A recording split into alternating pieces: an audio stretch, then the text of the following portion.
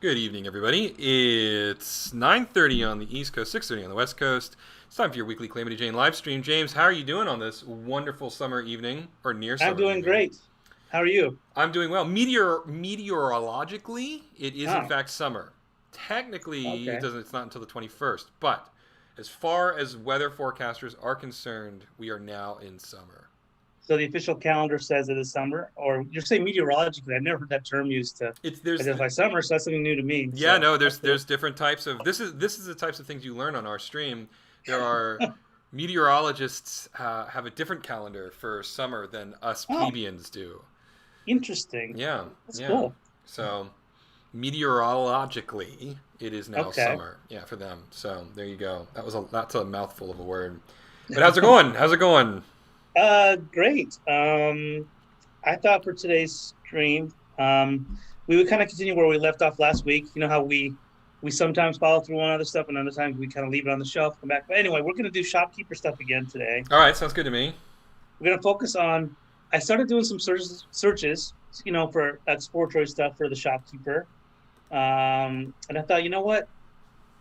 While while designing, we're going to both still talk about it this week too, and you chime in. But Okay. we're going to kind of do peanut gallery style, where throwing a couple of comments here and there as I go with it. Okay. But yeah, so I want to discuss that with you. I'm prepared with my non-sponsorship of the week, even though we don't do that often. Ooh, We're I'm going to do ready. Oh wow. Ooh, a this new roar one. drink. It has Roar Organics. electrolyte infusions. Isn't Um, that what cows crave? Aren't I, electrolytes what I, cows I, crave? I guess I don't know, Did but it you? was blueberry flavored, so I thought I'd get it. Ooh, you came with us when we went to go see Idiocracy, right? Or were you? No, you couldn't make it, right? It was Dave and Ryan and me. Uh, I could have swore I saw that in theater did with Okay, you. so then maybe Maybe you did come with it. Maybe Ryan was the one who didn't come with us. yeah, but it was hilarious. I mean, Yeah, I that was remember seeing amazing. That it. was an amazing movie. Yeah, yeah, it was Maybe a kind of little bit outside of the scope of this conversation, given its topic, but out of scope of our stream. But yeah, it is a great movie. Mike Judge at yes, his most subversive. yeah. It was yeah. It's the pinnacle of his. Well, I mean, he does great stuff all the time, but I would consider it one of his crowning achievements so far. I did not care for Extract. I really wanted to like that movie, and I did not care for Extract. Oh, I didn't even know. I don't even know that movie existed. I First think it time I was heard that. Jason Bateman and Mila Kunis. Oh, And I just could not. I just couldn't. I didn't get the vibe of it. I didn't understand what he was going for there. hmm. But then the next thing he did after that was Silicon Valley, and the rest is kind of Oh, history. okay. Yeah. But in any We case, go. Yeah, we go on Silicon Valley. It was started out great. To me, it flamed out a little bit, but that's yeah. It's another. We don't have. I don't know. We yeah, can it talk flamed out a about it. little bit. Yeah, yeah, yeah, yeah. Okay. In any All case, right. all All right. right. Let me share Okay. my screen. We'll go Yeah. into this a little bit. Here we go. Boom, boom. Yeah. So as we remember, we left off here. We were sketching Mr. Shopkeeper. But I wanted to kind of show you, like, so I thought, we were talking about the wheelchair, and Mm-hmm. that's kind of what I wanted to talk to you about this week. As I designed the wheelchair, I do want to kind of make it feel like it's not a typical wheelchair. And you remember how we discussed, like I thought, like I was so like I was Mr. Smarty Pants thinking, oh, or we can make it standing too, right? Well, I do a search for futuristic wheelchair. Let me see here, and lo and behold, Yeah, I thought you were drawing from that. Yeah, like I thought you no, were I didn't directly. know. Oh, I you didn't had know that this no. was a thing. Yeah, Oh, I didn't know that this was actually a thing. Look at this. yeah. No, I it's was like, what the crazy. heck? Yeah, it's amazing. I It's a real know. thing. Yeah, So yeah, yeah, so yeah. I was of course humbled, like, oh, I'm Mr. Smarty Pants. I can make it stand. No, Uh, they've already made it. It's like, oh that's my not what your voice. gosh. That's not what your voice sounds like. It kind of well, we'll see back in the stream. We can compare that anyway. But this is awesome because now No, I there can just draw it's from life. amazing. But It's then even better. I just look at new wheelchair designs. Look at that. Yeah, there you Yeah, go. Isn't that yeah. Look at awesome? this. Oh, that's so Oh my cool. I gosh. love that. That is really cool. Yeah. Now this is obviously I don't know if this is a video game or what, but anywho, this is Yeah. But kind of right yeah. up our yeah. This is what we were talking about last week. I mean, so I want to keep that in mind. But then you're looking at all these, there's some really cool It's some designs here. really, really slick stuff. So Yeah. I'm a kid in a candy store, Eric, and so you and I are in this candy store.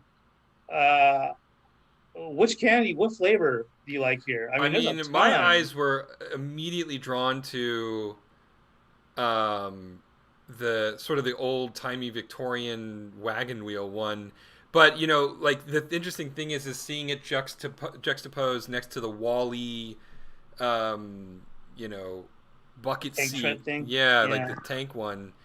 I mean, who's to say that the shopkeep can't change his wheels depending on Yeah. the situation, right? I mean, we Yeah. know we know the technology that he has at his disposal because you and I at least know where he came from now. Because Yeah. if you watched last week, everybody, James and I were speaking in half sentences, and I think you and I talked for Half after sentences. after the stream ended. I think you and I talked for another hour Yeah. about this. So. Yeah. We're just confirming. Did you think what I was thinking? And Yes, well, I yes, I did. did. I Yeah. was It thinking was what like you were thinking. creepy. Oh, good. Yeah, it was. Yeah, we were just finishing the sentences that were left unsaid on the stream. Yeah. Uh, Um, but I mean, given the technology that he and his partner have at their disposal, it seems like the sky's the limit in terms of what he's capable of. mm-hmm. So, I think I still like the idea of the cogs and the and sort of the more I don't know, retro future vibe that you'd see. I'm not. I don't want to go straight up steampunk. Yeah. And Yeah. I mentioned this last week, but more along the lines of something like Hellboy and the Golden Army. Sure. What Guillermo del Toro did for the army, the titular, robot army or the Golden Mm-hmm. Army, um, where it looks like fantasy sci-fi. I don't know how to explain it. Guillermo del Toro has a very particular vision, which I dig a great deal. Mm-hmm. So I'm still totally on board with that. But I mean, I don't think we should be. If you want to go like super sci-fi, I think that's great too. I mean, I don't have a problem with that either.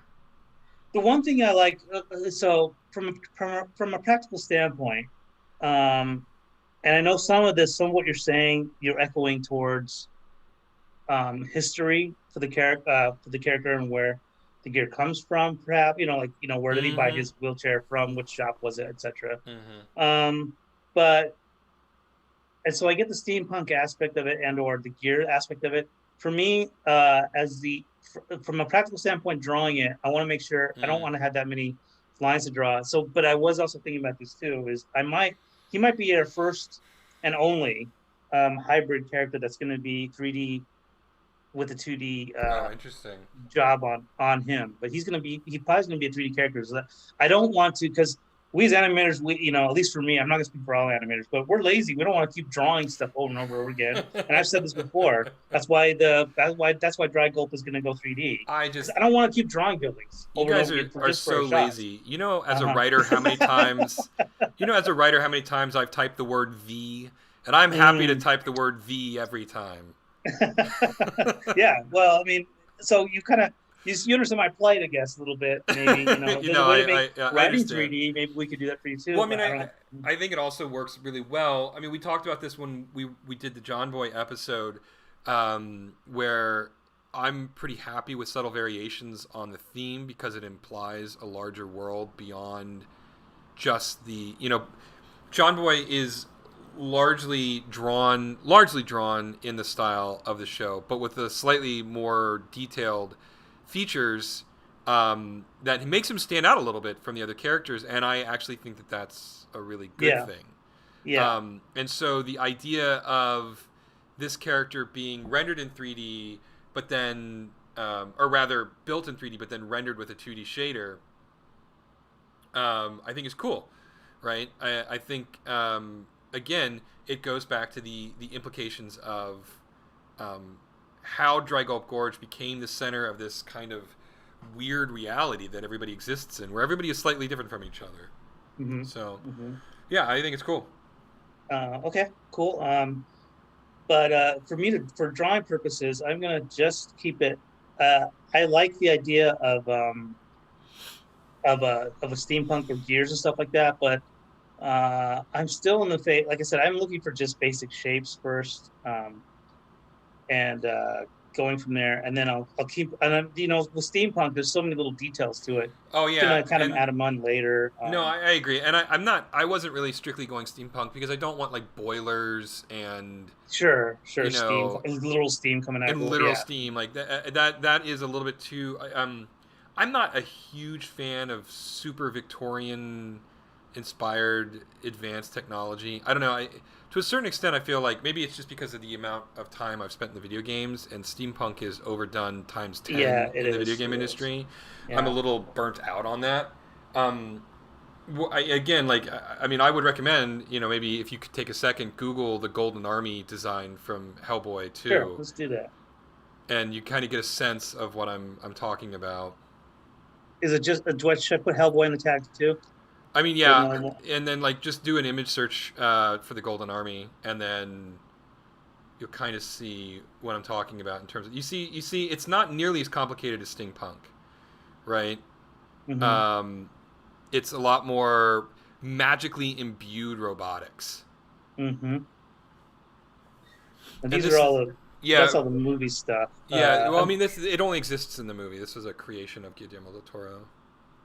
Oh wait, the Golden Army does not exist in a comic book No, no, form at no, no. all. It's completely Oh. a complete fabrication of Guillermo del Toro. That was, I mean, that's one of the things that I loved about. I mean, I didn't particularly care for Hellboy 2. Actually, I think it got up its own a little bit, but um, Ron Perlman is the only Hellboy that I ever know. I like I'm David with you on Harbour, that. but I'm like with Ron you on. Perlman, that's just his character, and no one can ever take that away from him. But um, yeah, I mean, that's one of the things that I liked is that Mike Mignola was like, look, I wrote Hellboy, my stories for the comic book, and it would be insane to try to take what was written and drawn specifically for a comic book and translate it one to one for a movie. I'm just hamstringing the creators of the film.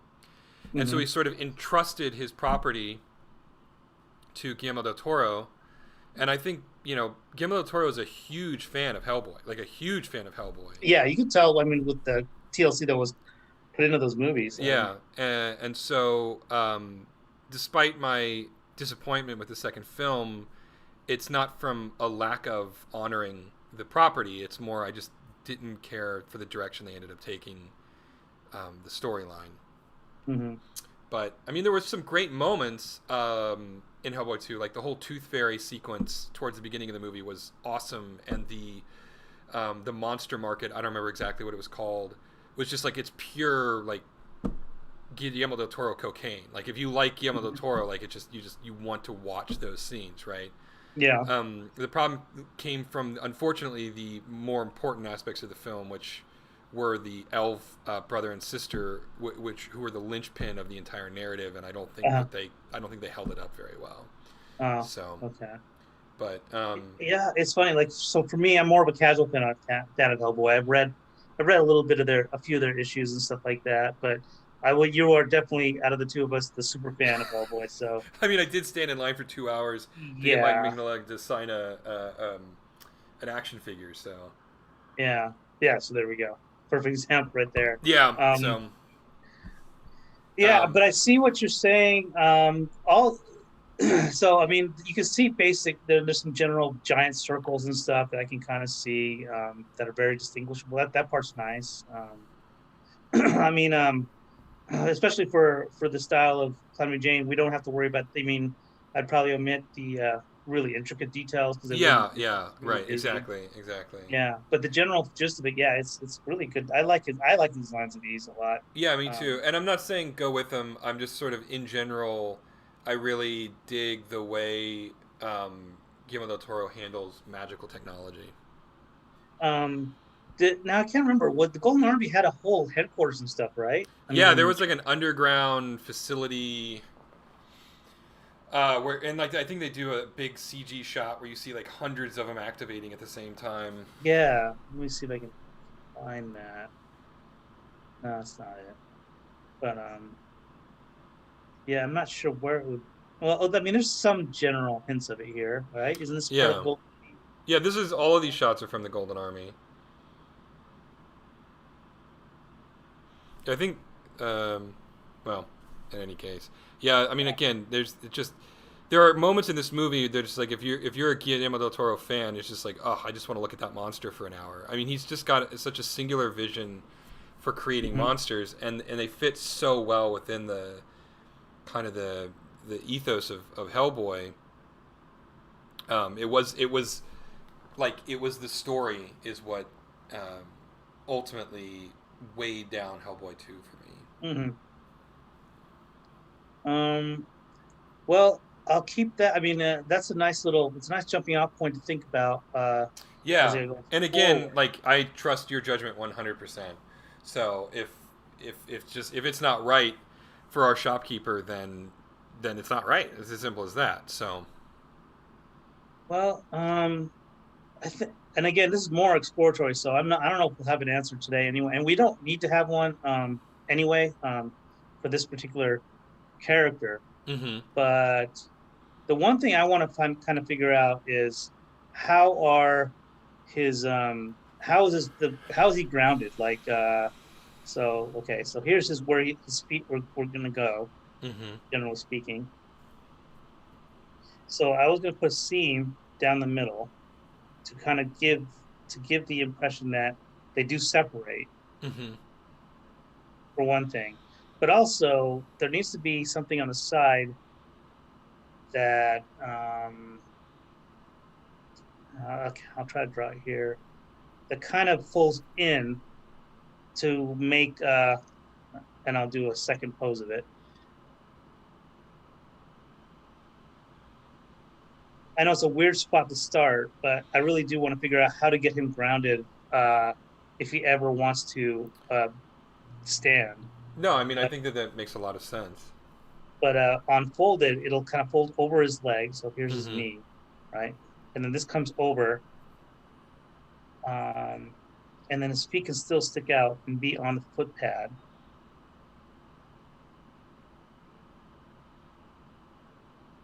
So it'll be kind of like that. That's how it would kind of look.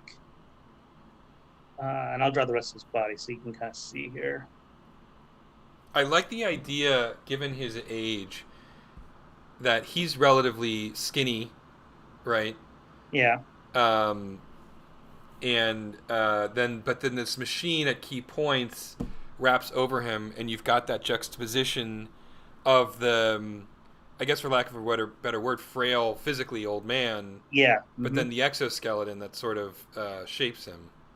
Yes.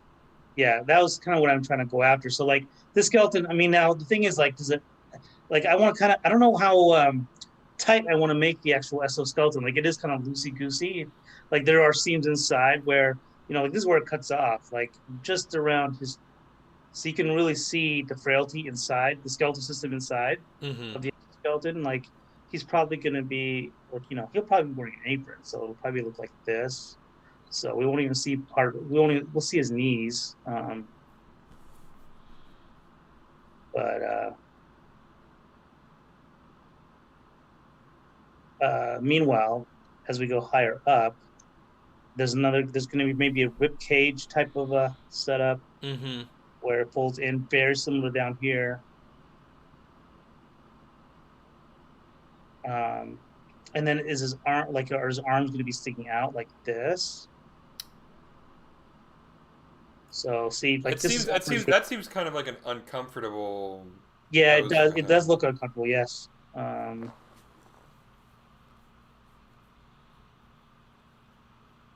You're right. It does look uncomfortable. What if it was tighter in? Oh, hang on, let me get the size up here. Or we can do this. We could okay, let's just get the rest of his body in here. All right, So all right. here he is. He's standing in it. Now what if this here's his no, okay, here's his head. The proportions are off, but it's okay. We're just playing around with it. So here's his head, is resting against the headrest still. Yep. Maybe things kind of climb over like a harness. Like a roller coaster ride. That's kind of fun Yes. looking. Yeah. Yeah. So that protects his chest this way. And it is split Right. down the Because middle. I like the idea that like it comes over and then latches together when Yeah. it's come over him like an armor, right? And like the Yeah. first time we see it, whenever we have cause for it, it'll be straight up um, Sailor Moon, right? Like just everything, all the action pauses as he transforms the first time. Sailor Moon or Transformers or just like straight up out of anime transformation sequence. Mm-hmm. where everything pauses while all of this happens in fine detail. Yeah. So you said I heard you say latch. So wait, so let's imagine, okay, this plate Well, I mean, it can come down and like completely, you and know, just kind of snap together. Yeah. yeah, it doesn't have to be like a latch. You know, he doesn't need to have like, excuse me, sir, hold on, I need to make sure this is a little And bit somebody else will tighter. check the right. Although that'd be kind of funny. That would be kind of funny though if his wife has to actually do the final safety Yeah, check. and she's like the one like, Yeah. like yeah, she does the little seatbelt. And then she has to give a thumbs up. Okay, now you're yeah, good to now go. you're good to go. I think we should do that. So it should be a good old fashioned like piece of cloth buckle. Yeah, That just right. kind Like of this just all gently this slides in the boot. technology, There, right? you're And then safe. the final transformation, it's just like I can already see the camera move where the camera like swings around and then hands come in from nowhere and it snaps and it's all dramatic. And then it does like an Edgar Wright / Sam Raimi like camera swap, and she just gives the thumb up real quick, right? Yeah. Yeah. Like this would be the final latch. This type of thing. Just some Yeah, leather rope it's just like and yeah, a metal. exactly. It's just a nylon strap. Yeah. Yeah. Make sure it's pulled tight. Yeah. I And love then it. both have to give a thumbs up. Then he's good to go for going into walking mode. Yeah. Yeah. But yeah, so this, you know what, we could probably use, so this type of thing that comes over, like it comes out in stages, so it kind of goes, it comes up and then over like that, right? So it'll go tick, tick, and it kind of blows out like this. Do you remember, I can't remember if it's Batman or Batman Returns, when he activates the armor around the Batmobile, and it comes out ching, ching, ching, ching, yes, ching, exactly ching, like that. Like yeah. the tires do that too. They kind of like build on each other. Yes. Right, yeah, exactly. We're going to use magic tech for that. Right, exactly. Yeah. I'm thinking that's what we do there. Let's see what else here. So the wheels, it's kind of funny. We're reverse engineering our wheelchair, but I think it's good to do because I want to know how to get him standing. No, I think you're obviously your instincts are dead on about this kind of thing, right? Hopefully, I mean, I have plenty of instincts to take us down really weird, strange paths too. So no, that's fine. That's fine. But yeah, so what are we gonna do with the wheels? Like the wheels were right back here. Now they're stuck behind them. So they could kind of become like a tripod thing to kind of help support them, like that. But it does look kind of awkward. I mean, just my general feeling. Or they could fold behind him, so they kind of go behind him like this, and they just kind of stick on his calves a little bit. So in other words, like this kind of perspective. So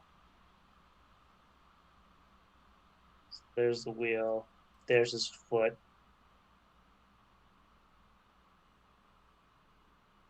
I don't know if that's coming across, but no, I think it is. What I'm seeing is something along the lines of right now you're really going into Transformerville. Yeah, I know. I'm thinking, I'm seeing Optimus Prime's feet by putting the wheels that way, and I don't know that that's necessarily like a bad thing, but yeah, you're kind of just mulling it over, right? I mean, yeah.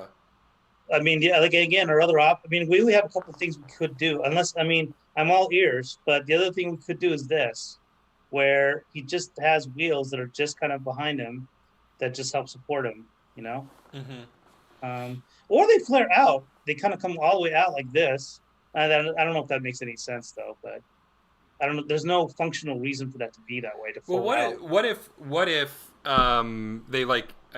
they just move up behind him and stack behind him almost like the spare tire on a Jeep, and he carries them around almost like a backpack. Right? So you mean behind him, like literally, like up here, like literally on his back? Yeah.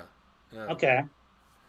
Just thinking, like from a visual interest standpoint, they could. Yeah, we could put them way back here like this, and then he has them both like that. Right, and then they almost become like wings of some sort. Mm-hmm. And it's flare largely. Yeah. But it might be a cool visual look to push him up there. Yeah. And then we could do fun things like if someone knocks him over, the wheels bounce him back up. Yeah, that's true. I like that idea a lot, actually. I think that's the better way to go, Eric. Because we put the wheels behind him, like on his shoulder blades, like a backpack kind of a thing. Yeah. Yeah, that works. Okay. Um, yeah, so that's him standing. Let me clean this up a little bit. So we have those notes out of the way. Uh, yeah. So with that being said, now I want to actually design the wheelchair from that. Mm-hmm. So that's where it's going to be interesting. Um, Anywho, let me clean this up a little bit. I will.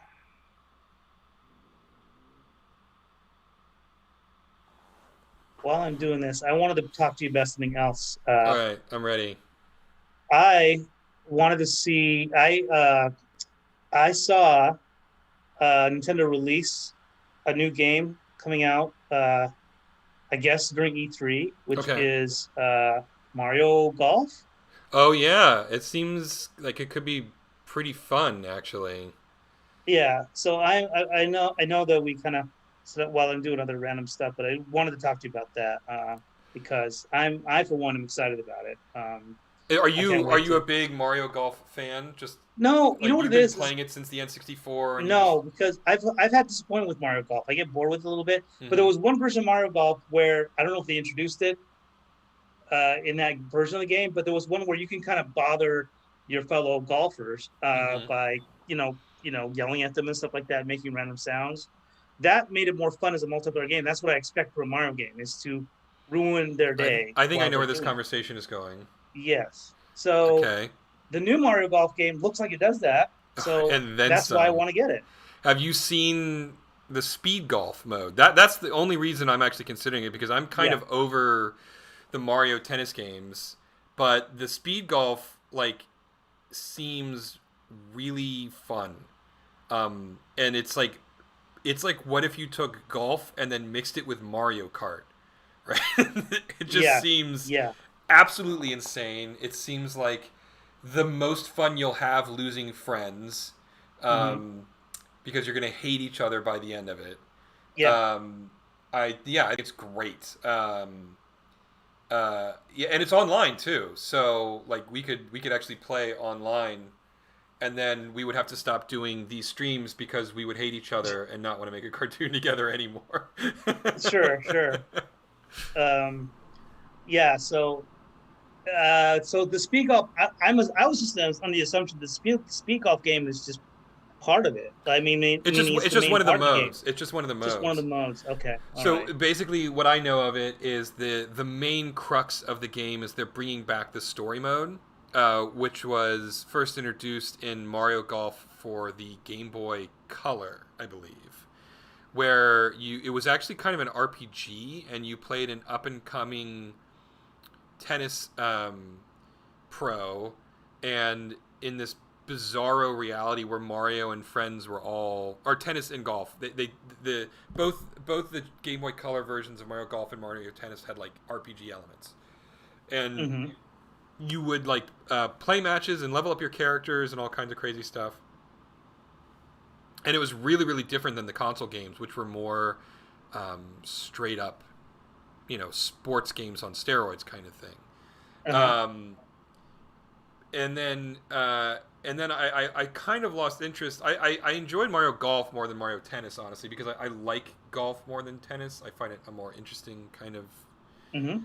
game. But the most recent Mario Tennis and now with Mario Golf, Nintendo's kind of like, we need to not keep making sports games and we need to just go crazy with this stuff.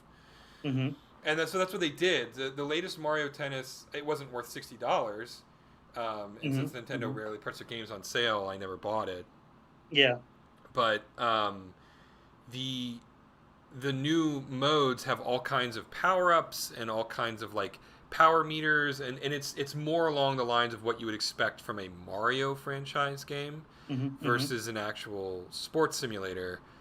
And they're really leaning into that notion with Mario Golf because they're bringing back the story mode, which hasn't been in one of those games in quite a while. And there's the traditional just go play around a golf mode as well, but I just can't see myself doing that.